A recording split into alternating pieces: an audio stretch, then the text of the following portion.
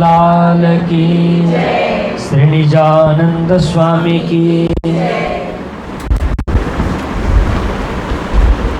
अब मन चलिए निज दरबार, अब मन चलिए निज दरबार, अब मन चलिए निज दरबार, अब मन चलिए निज दरबार।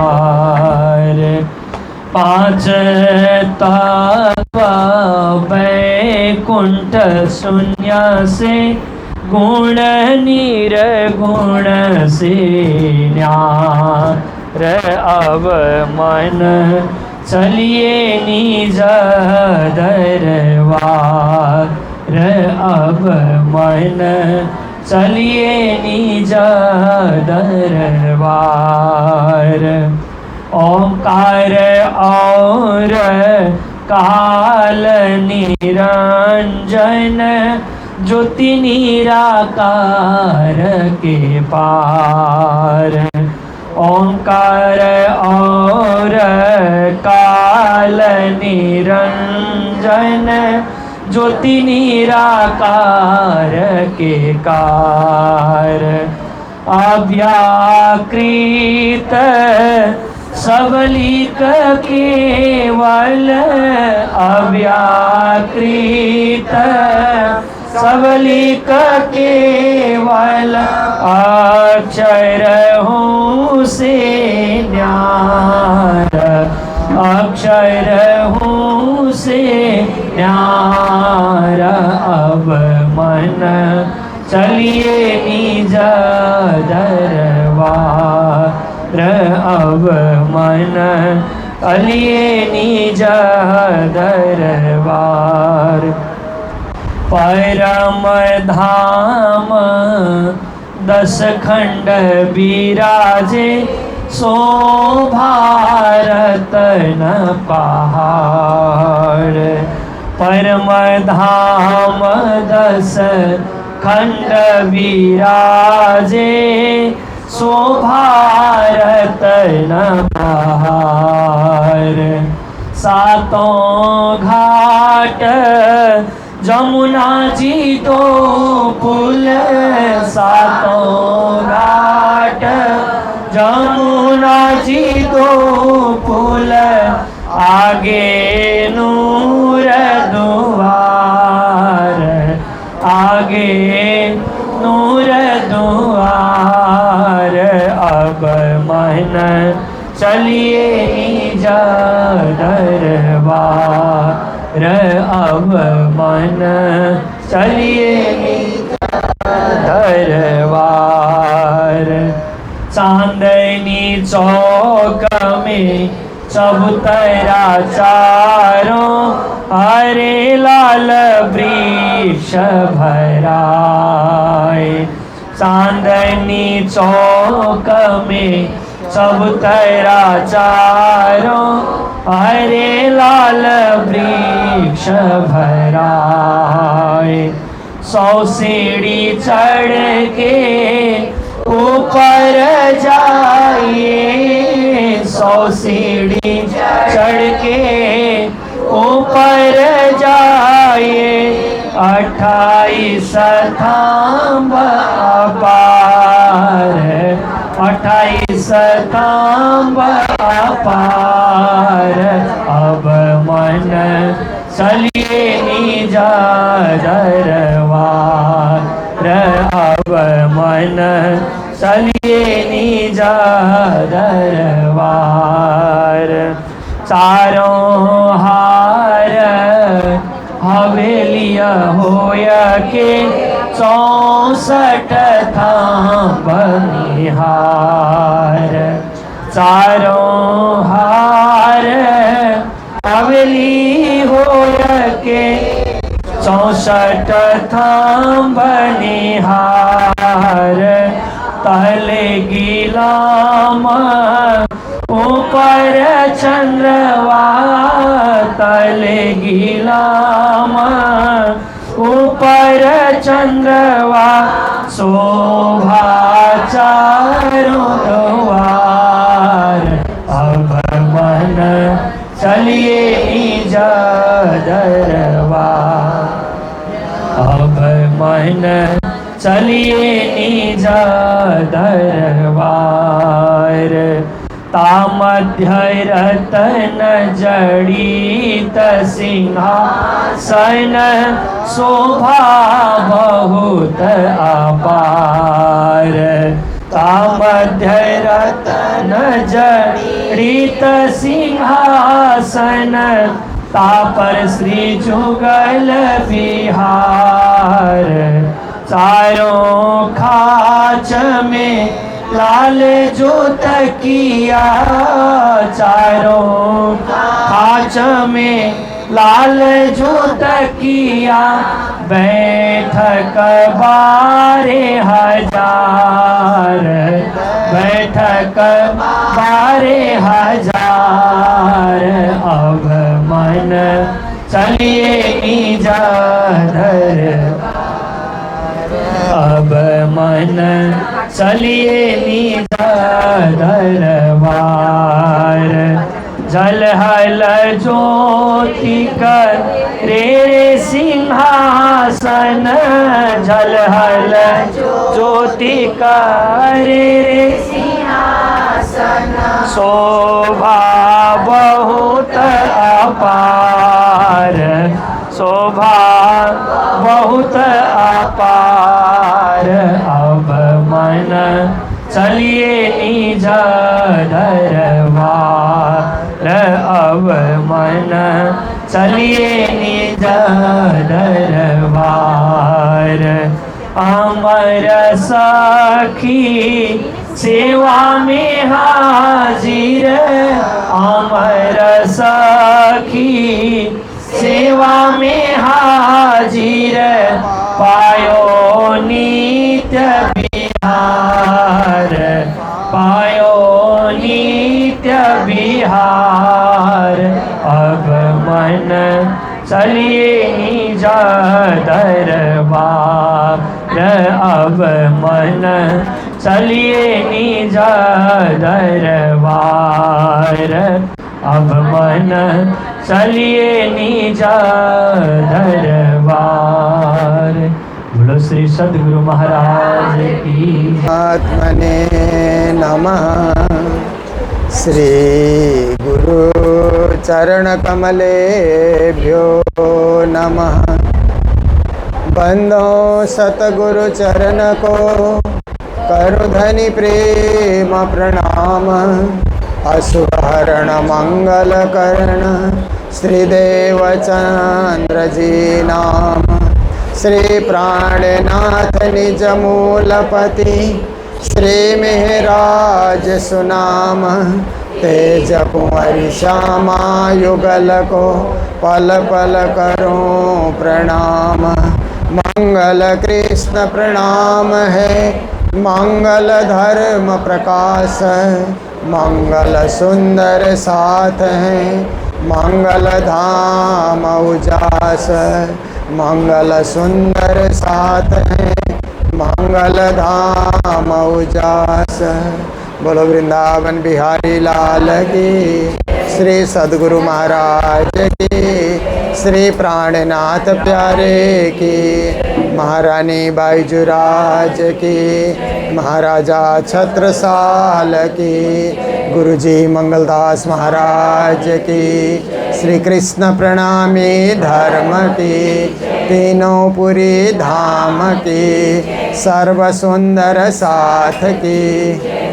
मधुर मधुर नाम राज श्यामा राज श्याम। मधुर मधुर नाम राज श्यामा राज श्याम। मधुर मधुर नाम राज श्याम श्याम। मधुर मधुर नाम राज श्यामा राज श्याम। राज राज श्यामा राज श्याम जय राज श्यामा राज श्याम राज श्यामा राज श्यामा राज श्यामा राज श्यामा राज श्यामा राज श्याम जय राज श्यामा राज श्याम राज श्यामा राज श्यामा राज श्यामा राज श्यामा मधुर मधुर नाम राज श्यामा राज श्याम मधुर मधुर नाम राज श्यामा राज श्यामा मधुर मधुर नाम राधे कृष्ण राधे श्याम मधुर मधुर नाम राधे कृष्ण राधे राधे कृष्ण राधे श्याम जय राधे कृष्ण राधे श्याम राधे कृष्ण राधे श्याम राधे कृष्ण राधे श्याम राधे कृष्ण राधे श्याम जय राधे कृष्ण राधे श्याम राधे कृष्ण राधे कृष्ण राधे कृष्ण राधे श्याम राधे कृष्ण राधे श्याम राधे कृष्ण राधे श्याम मेरे राधे कृष्ण राधे श्याम राधे कृष्ण राधे श्याम मधुर मधुर नाम राधे कृष्ण राधे श्याम मधुर मधुर नाम राधे कृष्ण राधे श्याम मधुर मधुर नाम राज श्यामा राज श्याम मधुर मधुर नाम राज श्यामा राज बोलो कृष्ण कन्हैया लाल की सद्गुरु मारी श्री धाम की धनी की उपस्थित सभी माताएं बहनें भाइयों सर्व सुंदर साथ जी जो मुलंड में बम्बई के अन्य स्थानों से भी अन्य मंडलियां भी यहाँ एकत्रित है मुलंड की मंडली के साथ और आप लोग जो सहूर मंडली करते हैं उन सभी को और हमारे धवल जी और हिना जी के घर में आज कार्यक्रम हो रहा है तो ये दोनों को भी बहुत मंगल बधाई देते हुए आप सबको भी कोटि कोटि करबद्ध प्रेम प्रणाम।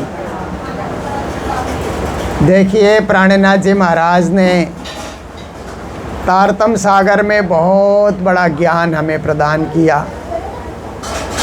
हमें वेद पुराण उपनिषद हिंदू धर्म में कितने धर्मशास्त्र है ना। हिंदू धर्म कोई आज का धर्म तो है नहीं, कालांतर लाखों साल पुराना इसका इतिहास है।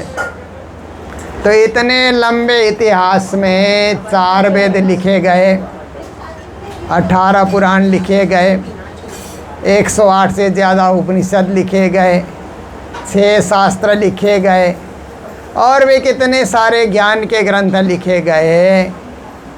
पर इतने सारे ग्रंथों को कब पढ़ेंगे, कहाँ पढ़ेंगे, कैसे पढ़ेंगे, क्योंकि सब ग्रंथ एक जगह मिलते भी नहीं हैं और सब ग्रंथ पढ़ करके पार पाना भी मुश्किल काम है। इसीलिए प्राणनाथ जी ने क्या किया, सबका सार, सबका निचोड़, सबका रहस्य, सबका मर्म खोल करके हमें श्री तारतम वाणी प्रदान किया। विश्व में जितने भी धर्म ग्रंथ धर्मशास्त्र हैं उनका निचोड़, उनका रस वाणी में हमें उन्होंने प्रदान किया है। तो उस वाणी के विचार विमर्श को ही सहूर कहते हैं। सहूर जो शब्द है ना वो विचार विमर्श के लिए। कभी कभी क्या होता है कि कोई शब्द का अर्थ एक आदमी को नहीं खुलता है तो 4 जने बैठेंगे तो विचार विमर्श करते हैं ना आपस में। इसका अर्थ ये भी हो सकता है, ये भी हो सकता है, इसका मर्म ये हो सकता है, इसका रहस्य ये हो सकता है। तो 4 जने मिल कर के जो विचार विमर्श करते हैं, सलाह मशविरा करते हैं, उसी को सहूर कहा जाता है। तो श्री प्राणनाथ जी महाराज इस संदर्भ में चौपाई कहते हैं, एता मता तुमको दिया सो जानत हो तुम दिल्ला, बेशक इलमे ना समझे तो सहूर की जो सब मिल्ला। ये पूरी चौपाई है इसकी। तो प्राणनाथ जी कहते हैं मैंने आपको बहुत बड़ा ज्ञान रूपी धन दिया है। ये वाणी क्या है? ये ज्ञान रूपी धन है। ज्ञान को भी धन कहा जाता है ना, विद्या को भी धन कहा जाता है। विद्या धनम सर्वधनम प्रदानम कहते हैं ना। संसार में सबसे बड़ा धन क्या है? तो ज्ञानी जन कहते हैं विद्या रूपी धन सबसे बड़ा धन है, उससे सब कुछ धन कमाया जा सकता है। विद्या रूपी धन नहीं है तो लेबर काम करो, फिर दूसरे की नौकरी करो। विद्या रूपी धन है तो खुद मालिक बन सकता है, 10-20 लोगों को काम दे सकता है। तो विद्या रूपी धन ऐसा है कि और जो संपत्ति रूपी धन है ना, वो खर्चा करने से घटता है। जितना खर्चा करो तो घटता जाता है ना। आपने बैंक में बैलेंस किया 1 लाख रुपया, खर्चा करते जाओ घटता जाएगा घटता जाएगा। पर विद्या रूपी धन जो आपने कमाया और आपके पास है, वो बैंक में रखने की ज़रूरत भी नहीं पड़े, तो उसका कोई चोरी करता नहीं है। न चोर हार्यम न भातृभाज्यम कहते हैं। चोर आएगा तभी विद्या रूपी धन को चोरी नहीं करता है। भाइयों में विभाजन भी नहीं होता है, बंटवारा होता है ना। तो बड़ा भाई ज़्यादा पढ़ा लिखा है, छोटे भाई को बंटवारा कर दो, ऐसे कुछ होता नहीं है।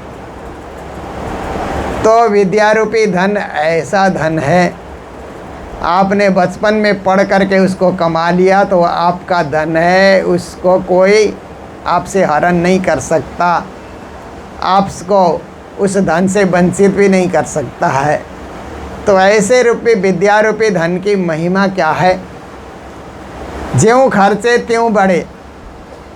खर्च करने से बढ़ता है, बिना खर्चे घटी जात।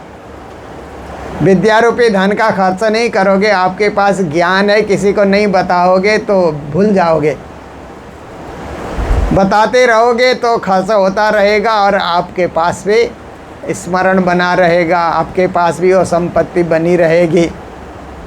तो विद्या दान सबसे बड़ा दान कहा जाता है, विद्या धन सबसे बड़ा धन कहा जाता है। तो श्री प्राणनाथ जी महाराज ने भी ये तारतम ज्ञान रूपी धन हमें प्रदान किया। इस तारतम वाणी का जितना अर्थ करेंगे, जितना एक दूसरे को बांटेंगे, समझाएंगे, तो इसका विस्तार होगा। और नहीं बांटेंगे तो ये सीमित होकर के रह जाएगी ये वाणी। जैसे हमारे प्राणनाथ जी महाराज के समय में क्या था कि प्राणनाथ जी सबको बांटते थे, सबको देते थे, राजाओं को, बादशाह को, मंत्री लोगों को और कर्मचारियों को, व्यापारियों को तारतम वाणी बांटते रहते थे। औरंगजेब को भी उन्होंने भेजा, सनंद ग्रंथ लिख करके भेजा। सूरत में वेदांतियों के लिए कीर्तन के कई प्रकरण उन्होंने तैयार किया। राजा ने मलवरे, राणे, राय, तणो, भारत के सब राजाओं को उन्होंने वितरित किया कि तुम लोग मिल करके रहो। तो प्राणनाथ जी महाराज के समय में तो वाणी का वितरण होता रहा। जब प्राणनाथ जी महाराज धाम पधारे तो सुंदर साथ ने क्या किया, अब प्राणनाथ जी तो है नहीं, अब प्राणनाथ जी को कहाँ ढूंढेंगे? उनकी वाणी में ढूंढेंगे, उनके ज्ञान में ढूंढेंगे।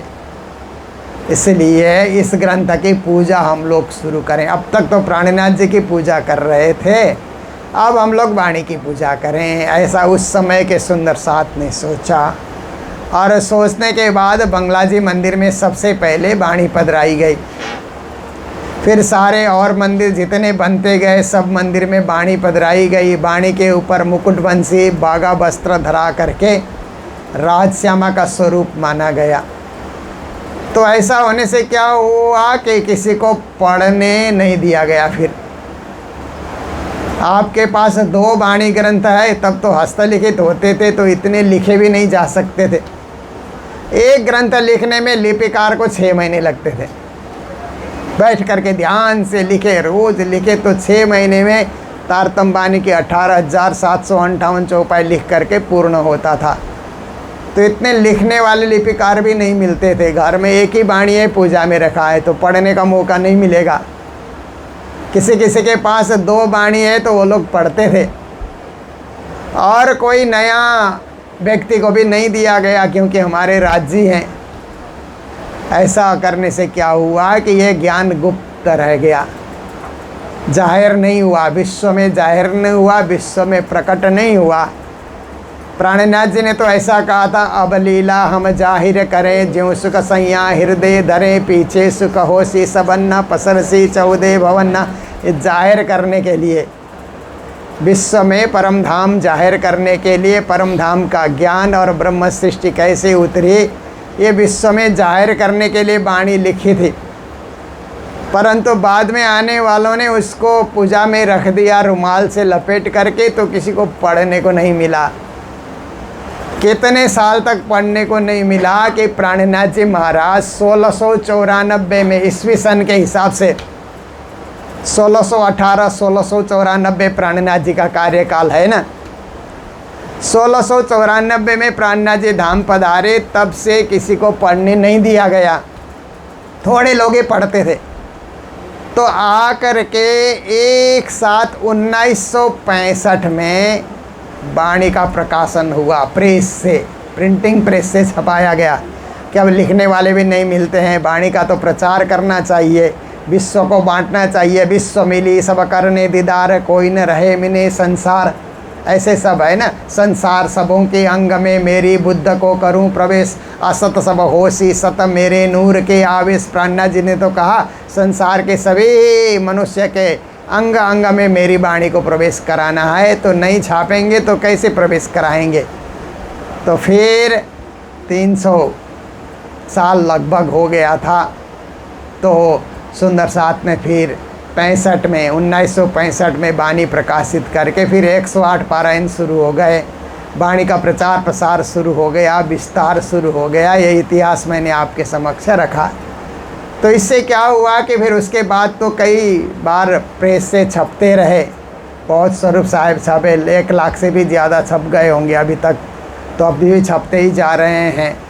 तो अब क्या करना है कि ये वाणी पढ़ना है हमको, पूजा भी करें और पढ़ें भी। पूजा करना हमारी श्रद्धा है, पढ़ना हमारे ज्ञान का विकास करना है, क्योंकि हम पढ़ेंगे तो ही तो ज्ञान होगा।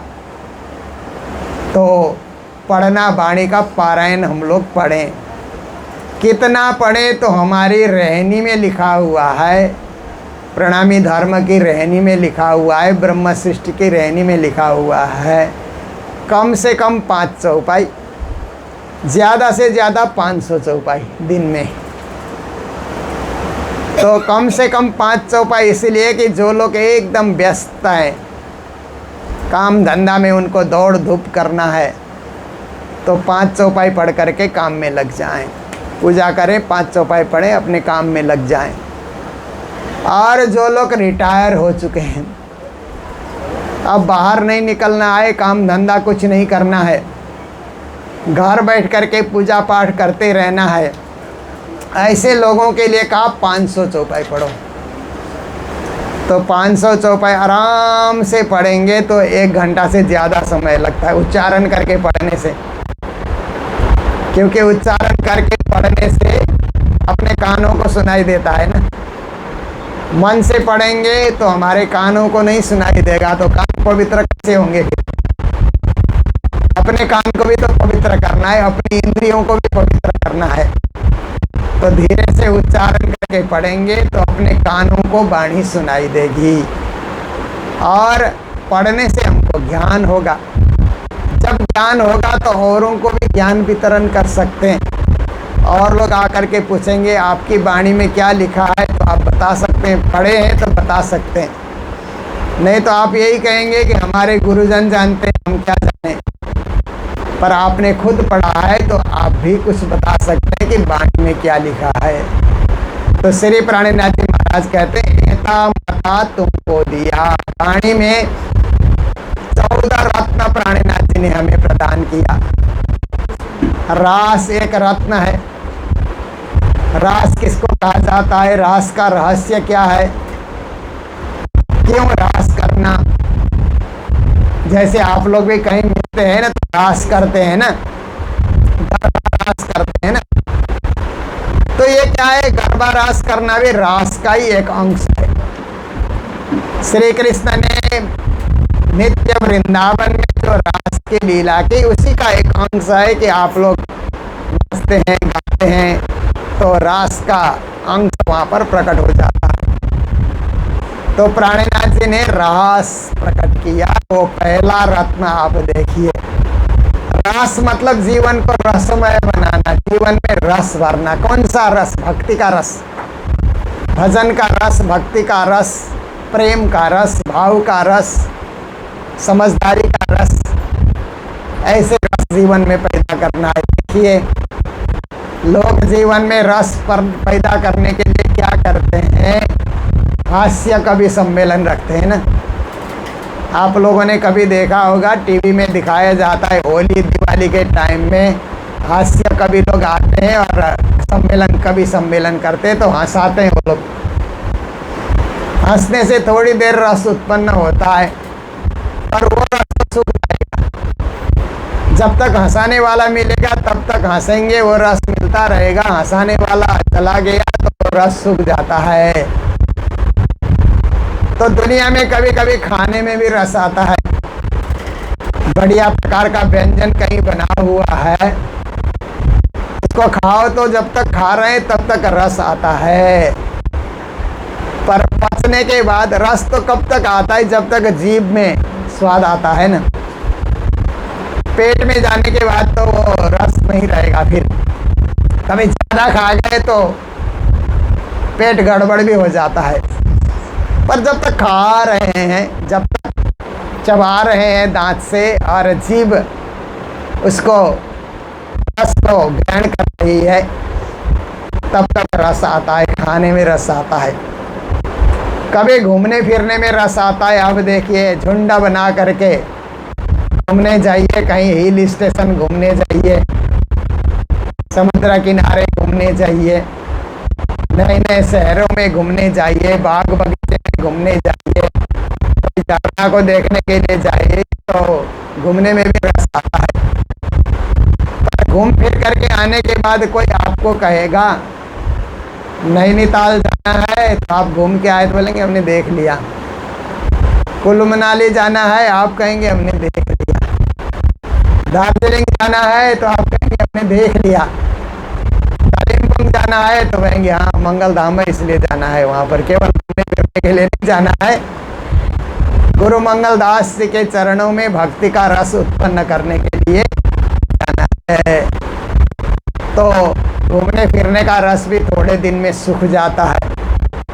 फिर कपड़ा पहनने का भी एक रस होता है ना। ठंडी के दिनों में आप देखिए अच्छा कपड़ा पहन लीजिए और घूमिए तो आपको बड़ा रस आता है। गर्मी आते ही निकालो निकालो, कोई वस्त्र सुहाता ही नहीं है। पतले से पतला सूती का कपड़ा हम लोग ढूंढते हैं गर्मी के दिनों में। देखिए तो पहनने का रस भी थोड़ी दिन में ख़त्म हो जाता है। साज श्रृंगार का रस होता है ना, सजने धजने का एक रस होता है ना, वो भी थोड़े दिनों के बाद फीका पड़ जाता है।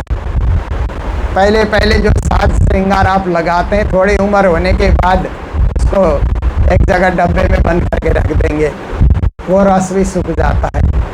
एक रस जीवन में नहीं सूखता है, वह है भक्ति का रस। परमात्मा की भक्ति का रस। हम लोग छोटे थे तब माँ बाप ने हमको भजन गाना सिखाया, या गांव की मंडली में हमको भजन सीखने को मिला, करने को मिला। तब से भक्ति का रस हमारे जीवन में उमड़ा और उमड़ता ही रहा, उमड़ता ही रहा। और आज हम प्रौढ़ अवस्था में पहुंच गए तो भी भक्ति का रस उमड़ रहा है। वृद्ध होने के बाद भी भक्ति का रस उमड़ता ही है। आप देखिए उम्र से आप वृद्ध हो गए, पर होता क्या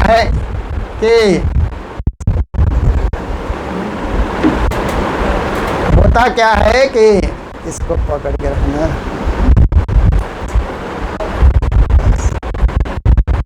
ठीक है।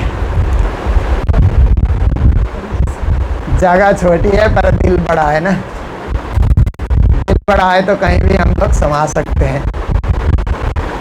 तो देखिए इस संसार के अंतर्गत भक्ति का रस नहीं सूखता है। उसका उदाहरण कैसे है कि आप लोग वृद्ध हो गए, 80 साल के हो गए मान लो, पर कहीं कोई नाच रहे हैं तो आपका भी मन करता है ना हम भी थोड़ा नाचें। देर तक नहीं नाच सकते हैं तो 1-2 मिनट नाचें, 1-2 मिनट ताली बजाएं, 1-2 मिनट कुछ गाएं, क्योंकि भक्ति का रस कभी सूखता ही नहीं है। शरीर बीमार हो जाता है फिर भी भक्ति का रस, क्योंकि कुछ लोग बीमार होते हैं ना तो हम लोग जाके पास में बैठ करके भजन गा देते हैं। ये मंदिर तो नहीं आ सकते हैं परंतु हम लोग इनके घर में जा करके इनको मंदिर का भजन तो सुना सकते हैं। तो बैठे बैठे ताली बजाते हैं, उनके जीवन में भक्ति का रस उदय हो जाता है। तो श्री प्राणनाथ जी महाराज ने ये भक्ति का रस हमारे जीवन में रास से उत्पन्न करके क्या शब्द का भक्ति का रस उमड़ रहा है, भक्ति का रस वहाँ पर आप्लावित हो रहा है, रस बह रहा है। ऐसा रस उन्होंने वाणी में बहा दिया। ज्ञान का रस, भक्ति का रस, परम धाम का रस, प्रेम का रस।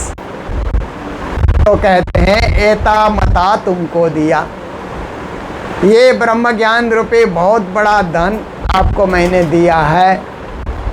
इस धन को कोई मूल्यांकन कर सके तो वही जान सकता है ना। गुरु जी एक कथा सुनाते थे कि एक आदमी ने एक नई जमीन खरीदी, तो नई जमीन खरीद करके अपना हॉल चला रहा था। तो हॉल चलाते हुए उसको लगा कि सफ़ेद सफ़ेद कुछ ऐसे ऐसे पत्थर वहाँ पर निकले हॉल चलाते हुए। तो उसने इकट्ठा करके अपने हांडी में रखा, और हांडी में रख करके उसने क्या किया कि जब यहाँ पर बंदर इत्यादि या जानवर इत्यादि यहाँ पर खेती को खाने के लिए आ जाएंगे तो एक पत्थर उनको मारा जाएगा, जानवरों को भगाया जाएगा, कौवे को भगाया जाएगा, बंदरों को भगाया जाएगा। तो उनको भगाने में वो पत्थर का प्रयोग किया करता था। तो 1-2 पत्थर ही बचे थे। एक रोज उसी रास्ते से एक जवेरी जा रहा था, तो उसने पत्थर मारते हुए देखा। तो उसने कहा ये चमकीला पत्थर क्या है, मुझे दिखाओ। तो उसने कहा ओहो, समझ गया ये तो हीरा है, हीरा है ये। फिर उसने क्या किया कि तुम मुझे दोगे, ये ले जाइए, इसमें क्या रखा है। उसने ले जा करके दूसरे व्यापारी को बेचा, तो 10,000 में बेचा। उस व्यापारी ने और बड़े व्यापारी को बेचा तो 50,000 में। फिर बहुत बड़े व्यापारी के पास पहुंचा तो 1 लाख उसका मूल्य हो गया। देखिए, तो जिसने पहले लिया था उसके मन में दया आई और उसने कहा कि तुमने ऐसे कितने पत्थर गंवा दिए होंगे बंदर भगाने और चिड़िया भगाने में, इसका मूल्य तो 1 लाख हो चुका है। तब जाकर के वो पछताता है कि मैं कितना नादान, कितना मूर्ख था कि मैं वो पत्थर लेकर के किसी जवेरी के पास पहले ही जाता तो मैं माला माल हो जाता, परंतु मेरी मूर्खता के चलते सब कुछ गंवा दिया। ये उदाहरण दे करके गुरु महाराज कहते थे कि कभी अपने पास धन होता है ना, पहचान नहीं होती है। हमारे पास वाणी रूपी धन तो है, हमने रखा है रुमाल में लपेट करके, आरती पूजा करके हमने प्रेम से रखा है, पर उसमें पढ़ करके कितना ज्ञान है, कितनी महिमा है, कितना परम धाम का प्रकाश है, उसमें कभी हमने उसका अंदाज लगाया ही नहीं, उसकी खोजी हमने की ही नहीं। इसलिए फिर इसका दूसरा भी उपदेश ऐसे समझा जाता है कि जैसे उस आदमी ने वो पत्थर बंदरों को भगाने के लिए, चिड़िया भगाने में फेंका, दूर दूर फेंका, नहीं मिलने की जगह तक फेंका, ऐसे ही हम लोग अपने श्वास को भी किधर किधर फेंक रहे हैं ना। किसी से लड़ने में, किसी से झगड़ने में, किसी से द्वेष करने में, किसी से हिंसा करने में, ये अमूल्य श्वास रूपी धन को हम भी खर्च किए जा रहे हैं। जो श्वास बचे वो परमात्मा की भक्ति में लगा दें तो कितना अच्छा होगा कि हम वो हीरा का लाख रुपया होने की बातें, हमारा भी मूल्य, हम बहुमूल्य बनेंगे, अमूल्य बनेंगे, परम धाम जैसे दिव्य धाम को, जहाँ हीरे का महल ही महल है, वहाँ जा करके हम जाग सकते हैं, पहुँच सकते हैं, वहाँ पर नाच सकते हैं, खेल सकते हैं, ऐसे हमें सामर्थ्य आ सकती है। इसलिए प्राणनाथ जी कहते हैं कि एता मता, मैंने बहुत बड़ा धन आपको दिया है जिसका कोई मूल्य नहीं, अमूल्य धन आपको दिया है, वाणी रूपी धन। सो जानत हो तुम दिल्ला, दिल से जानो इसको, दिल से पहचानो, क्योंकि दिल से पहचानने से कभी छूटता नहीं है। दिल में कोई बात उतर जाए ना तो वो बात निकलती नहीं है ना। केवल ऊपर ऊपर मन में कोई बात आती है तो हम मन की बात तो भूल जाते हैं, क्योंकि मन कल्पनाओं में होता है, कल्पनाएं करते रहता है। आज जो कल्पना की कल दूसरी कल्पना आएगी, इसलिए मन की बात तो जल्दी से कोई व्यक्ति भूल जाता है, पर दिल की बात को नहीं भूल सकता है। दिल में कोई बात उतर जाए तो बात उतर जाती, कभी नहीं भूल सकता है। इसीलिए किसी के दिल में चोट नहीं पहुंचाना चाहिए ना। किसी के दिल में हमने चोट पहुंचा दिया तो हो सकता है कि वो माफ़ भी कर दे हमको, परंतु जब हम उसके घर पहुंचेंगे तो दिल में तो बात उठती है ना। बाहर से कुछ नहीं कहेगा, हंसता हुआ आपसे मिलेगा, परंतु दिल तो वो बात कहेगी ना, क्योंकि दिल में। तो इसलिए कहते हैं तोलो ना पे उपाय है जो लो न साधे दिल। प्राणनाथ जी ने कहा दिल को साधो, दिल में पीऊ को बसा लो, परमात्मा को बसा लो, धामधनी को बसा लो। राज्य मिलेंगे, अवश्य मिलेंगे, पक्का मिलेंगे, निश्चित रूप से मिलेंगे, परंतु दिल को साधना बहुत ज़रूरी है। तो कहते हैं प्राणनाथ जी, मेरी वाणी को भी दिल से तुम लोग स्वीकार करो, दिल से धारण करो कि ये हमारे लिए श्री जी महाराज ने कहा है। ए माथे ले से तेने कहूँ बीजा माँ करो जो दुखा, तमे तुम्हारी माया माहे सेजे भोगब जो सुखा। फिर एक चौपाई कहा ना, जो माथे लेगा उसके लिए मैंने कहा है, नहीं लेगा तो क्या करेंगे। और नहीं लेने वाला तो संसार का सुख भोगो, जन्म मरण का चक्कर काटो, और क्या कर सकते हैं। जैसे टीचर लोग पढ़ाते हैं ना, तो जो बच्चा पढ़ता है उनको ही तो पढ़ाया जाता है। फेल होने वाले बच्चे को क्या पढ़ाना, उनको वो विद्या स्वीकार ही नहीं करना है, तो पढ़ा करके कोई लाभ भी नहीं है। जो पढ़ते हैं उनको पढ़ाने से वो ज्ञानी बन जाते हैं। तो जो ग्रहण करेंगे इस ज्ञान को, इस वाणी को, श्री जी कहते हैं उनके लिए मैंने कहा है माथे ले से तेने कहूँ बीजा माँ करो जो दुख। और लोग दुख उठाने से कोई फ़ायदा नहीं है। तमें तुम्हारी माया माहे सेजे, माया का सुख भोगते रहो, जन्म मरण का चक्कर काटते रहो। पर महान ब्रह्म आत्माओं को, ब्रह्म सृष्टि को ये ज्ञान दिया जा रहा है जो दिल से इसको स्वीकार करते हैं। फिर कहते हैं बेशक इल्म है ना समझो। कहते हैं मेरा ज्ञान बेशक इल्म है, निश्चयात्मक ज्ञान। बेशक मतलब निश्चयात्मक ज्ञान है, पक्का ज्ञान है, सत्य ज्ञान है। और सत्य में दो राय, दो प्रकार के विचार नहीं रख सकते हैं ना। सत्य एक ही होता है, सत्य को दो नहीं बनाया जा सकता। असत्य 2, 4, 10, 100, 1000 भी हो सकता है, पर सत्य एक ही रहेगा। यूनिवर्सल ट्रूथ कहते हैं ना, विश्व सत्य। किसी भी कोने में बैठ कर के देखो तो सत्य एक ही रहेगा, परमात्मा एक ही रहेंगे, सत्य परब्रह्म परमात्मा। तो मेरा ज्ञान भी सत्य ज्ञान है। प्राणनाथ जी कहते हैं उसको बेशक इलम, पक्का ज्ञान, सत्य ज्ञान, वास्तविक ज्ञान। ऐसे ज्ञान मैंने आपको दिया। इसको नहीं समझ पाए कदाच आपकी बुद्धि से।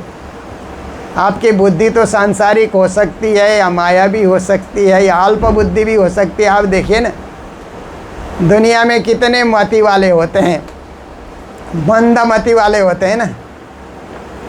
कुछ बच्चे होते हैं ना मंद बुद्धि वाले, वो स्कूल में नहीं पढ़ सकते तो मंद बुद्धि वालों का अलग स्कूल खोल दिया जाता है। केवल मंद बुद्धि वाले बच्चे ही वहाँ पर जाते हैं।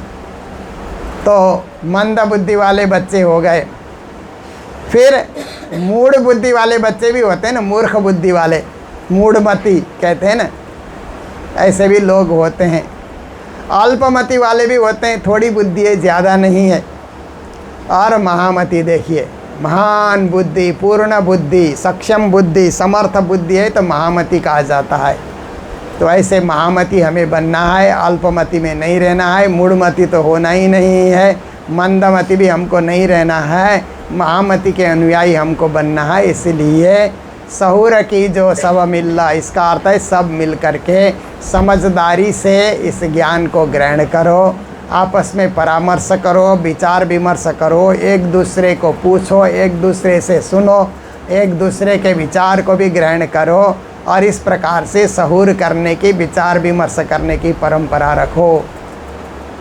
तो मुझे हरेश भाई ने कहा फ़ोन से कि हम लोग सहूर करने के लिए अब कुछ हमारे नवयुवक युवतियाँ, हमारे जो समाज के जो बच्चे हैं वो भी इसमें भाग लें, सहभागी हो सकें, इसके लिए हम लोगों ने एक प्रार्थना बैठक चलाई है। तो मैंने कहा उसमें हम भी एक रोज़ जब आएंगे तो भाग लेंगे। तो आज यहाँ अपने आप ही ये संयोग हो गया कि मैं बम्बई आया हुआ हूँ, तो आप सबके बीच आने का। और ये हिना और धवल जी के घर में मैं पहले वाला घर में भी आया, यहाँ आने के बाद भी आया, अब तीसरी बार इनके पास आने का मौका मिला और आप सब बड़ी संख्या में सुंदर साथ यहाँ पर आए। पर आज ही के दिन मंदिर में भी मूल मिलावे की बैठक है। अब जब से कोरोना महामारी आई तो मूल मिलावे की बैठक में थोड़ी संख्या कम होते हुए संख्या घटती जा रही है। इसीलिए कभी कभी आकर के मैं थोड़ा चर्चा करके कुछ संख्या बढ़े, ये सोच हम रखते हैं। तो आज के दिन भी सुंदर साथ को सूचना दी गई है कि हम मूल मिलाव के बैठक में रहेंगे, तो इसके लिए हमें वहाँ भी पहुँचना है। पर यहाँ आकर के बहुत खुशी हुई, आनंद हुआ। आप लोग बैठक को जब तक चलाना चाहेंगे आप लोग चलाइए, क्योंकि मेरा तो और भी काम होने से मैं यहाँ से आप लोगों से विदा लेकर के चला जाऊँगा, परंतु आप लोगों के जितने देर तक बैठक चलाते हैं प्रतिदिन उस तरह से आप लोग चलाइए, आनंद उत्सव करिए, जीवन को धन्य बनाइए। क्योंकि आज ना लाओ लीजिए रे काले कोने दीठे से, भजन है ना एक, आज का लाभ लेना है, कल किसने देखा है, कुछ पता नहीं है। इसलिए आज के दिन को साकार करें, आज को दिन को सफल बनाएं और हम वाणी से जुड़े रहें, प्राणनाथ जी से जुड़े रहें, ताकि परम धाम और परम पद हमको मिले, अंत में हमें मोक्ष फल मिले। मोक्ष फल ही परम धाम की प्राप्ति है। उस परम धाम से कभी हम वंचित न रहें। हमारी आत्मा सूरत एक ही राखिए, मूल मिलावे माए, श्याम श्यामा जी साथ जी तले बोम बैठे हैं जाएँ। ये हमारा लक्ष्य, हमारा सद्दा रहे। और परम धाम में जागने के बाद तो 25 पक्ष में रमो खेलो कूदो खाओ पियो, वही तो हमारा राज होगा, वहाँ से कहीं जाना तो है नहीं। पर आज संसार में रह करके उस परम धाम का ध्यान करते रहना है, सुरता को साधते रहना है, यही हमारा परम लक्ष्य है। तो इन्हीं शब्दों के साथ जय जयकार करते हुए मैं वाणी चर्चा को विराम दे रहा हूँ। सब मिल करके पिया तुम तैसी हम लोग अर्जी बोलेंगे। बोलो सतगुरु महाराज की, श्री प्राणनाथ प्यारे की, सर्व सुंदर साथ की। पिया तुम हो तैसी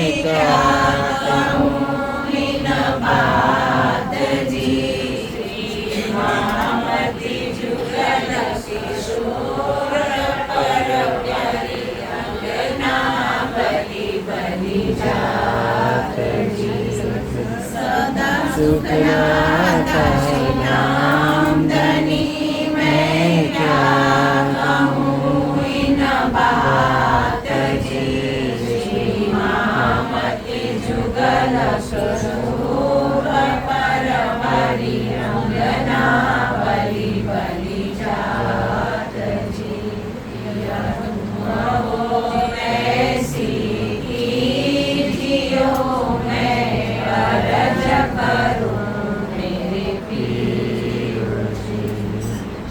प्राणनाथ प्यारे की जय।